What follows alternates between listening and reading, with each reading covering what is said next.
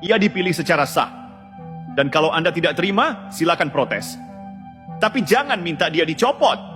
Karena kalau itu logikanya, maka demokrasi bukan lagi dipimpin oleh rakyat, tapi oleh orang-orang yang tidak terpilih, tidak ditunjuk, tidak dipilih siapa-siapa, tapi merasa paling pantas. Gibran tidak sempurna, tapi ia tidak sedang menipu siapapun. Yang menipu justru mereka yang menjual moral, tapi sebenarnya cuma menjual nostalgia kekuasaan. Pak Prabowo, bila suara ini sampai ke Anda, jangan goyah. Jangan dikendalikan oleh suara dari masa lalu.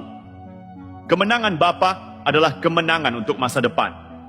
Dan masa depan itu sedang dibentuk dengan segala tarik-menarik yang ada.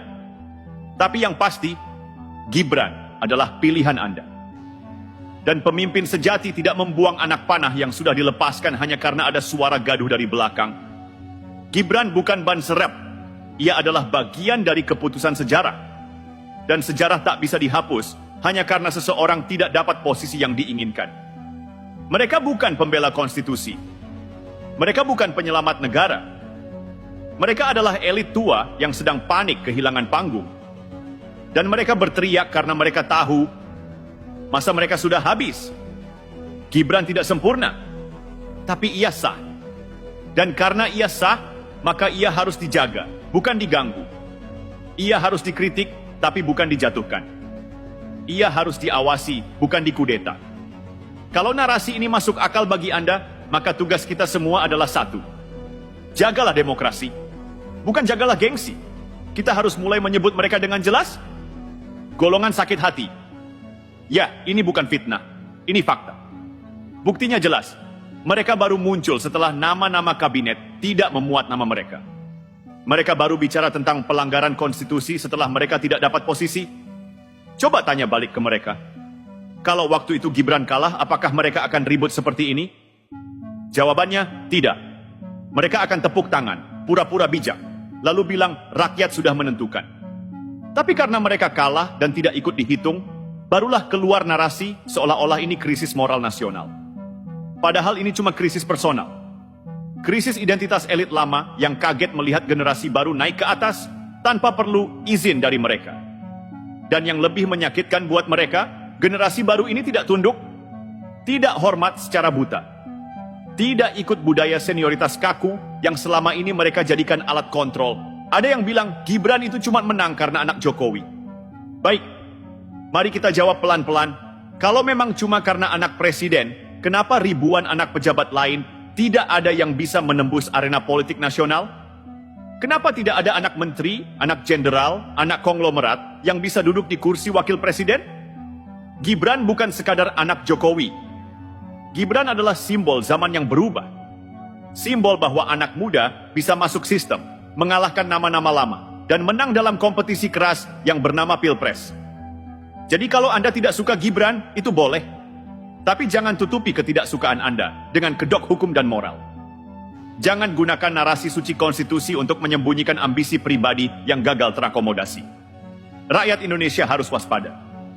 Saat ini sedang ada narasi adu domba yang sangat halus. Seolah-olah ada krisis negara, padahal yang krisis itu cuma kelompok elit yang tidak lagi diundang ke meja kekuasaan. Ini klasik, setiap kali ada pemimpin baru, selalu ada tokoh tua yang merasa terbuang, lalu mencoba menciptakan keresahan agar diajak masuk kembali. Mereka memakai seragam tua, bintang di pundak, dan gaya pidato tegas untuk menciptakan ilusi seolah-olah negara ini sedang darurat. Padahal tidak. Negara ini baik-baik saja. Yang darurat itu kehilangan akses. Yang panik itu yang tidak dapat jatah. Dan Gibran, ia jadi sasaran empuk karena masih muda, belum punya banyak pengalaman, dan mudah dijadikan target. Tapi publik jangan bodoh. Kalau hari ini Gibran yang ditumbalkan, maka besok siapa lagi?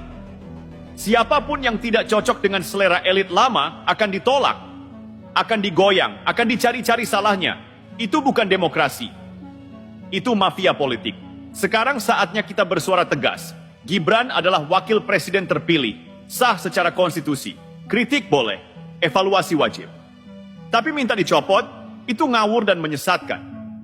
Jangan jadikan seragam dan usia tua sebagai senjata moral.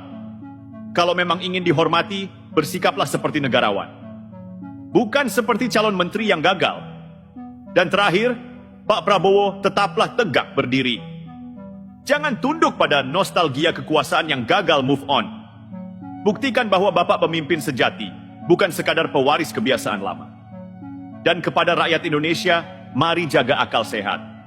Karena jika demokrasi diganggu oleh mereka yang tidak rela kalah, maka yang akan kalah bukan cuma Gibran. Yang kalah adalah kita semua.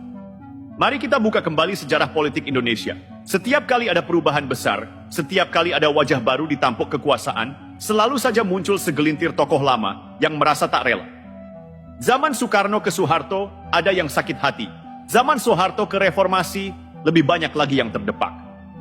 Zaman SBY ke Jokowi, elit lama mencoba masuk lewat jalur kompromi.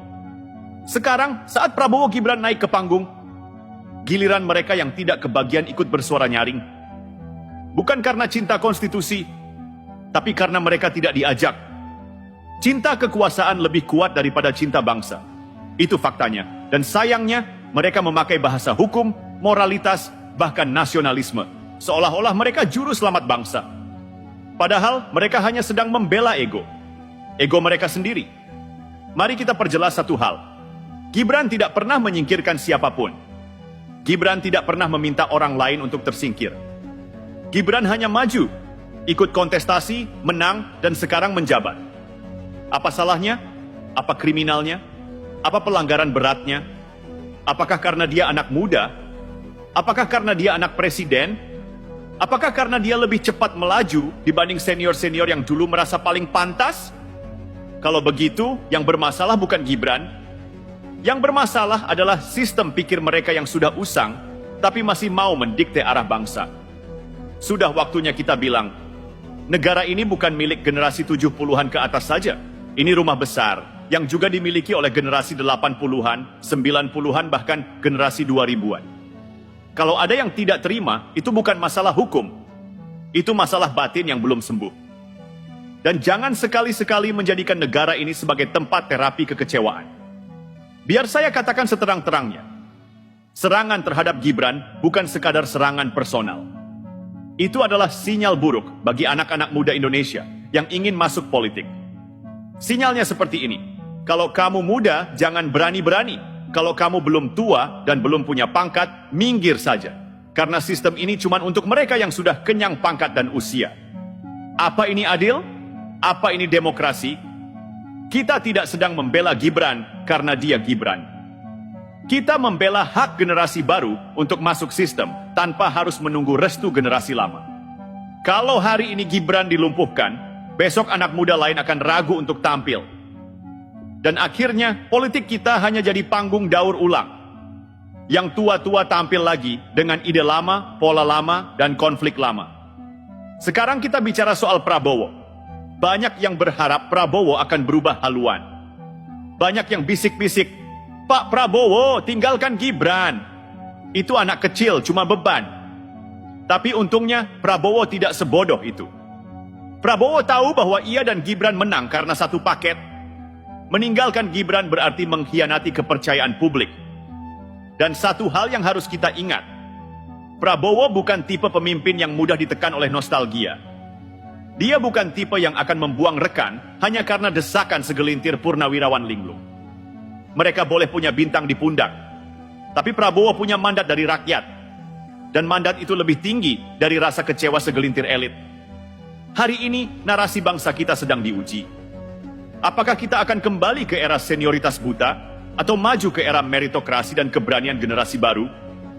Kita sedang menyaksikan pertarungan besar antara generasi yang ingin mempertahankan kuasa lama dan generasi yang ingin membuktikan bahwa mereka juga mampu. Maka hari ini kita harus bersuara. Cukup sudah intimidasi terhadap Gibran. Cukup sudah tekanan dari kelompok gagal naik perahu. Cukup sudah sandiwara moral yang dibungkus kecewa pribadi. Karena bangsa ini tidak bisa terus digerakkan oleh rasa sakit hati. Bangsa ini harus dipimpin oleh harapan, oleh akal sehat, oleh keberanian melangkah ke masa depan. Dan Gibran, suka atau tidak suka, adalah simbol dari itu semua. Jangan salah paham. Kami sangat menghargai pengalaman. Kami hormat pada sejarah, tapi mohon maaf, pengalaman tanpa relevansi hanya akan jadi cerita basi yang mengganggu proses belajar generasi baru. Kalau kalian ingin membimbing, bimbinglah dengan kebesaran hati, bukan dengan dendam karena tak dapat kursi. Kalau kalian ingin berkontribusi, kontribusilah dalam bentuk teladan, bukan bisikan-bisikan destruktif yang merusak tatanan. Dan jika kalian tak bisa menerima kenyataan bahwa seorang anak muda hari ini menjadi wakil presiden, maka mungkin masalahnya bukan pada Gibran. Mungkin masalahnya ada di cermin, tapi kalian sudah terlalu lama enggan bercermin. Sekian. Dan untuk para purnawirawan yang masih ingin ribut, silakan lanjut, asal jangan lupa minum obat. Karena kadang yang kalian butuhkan bukan jabatan, tapi istirahat.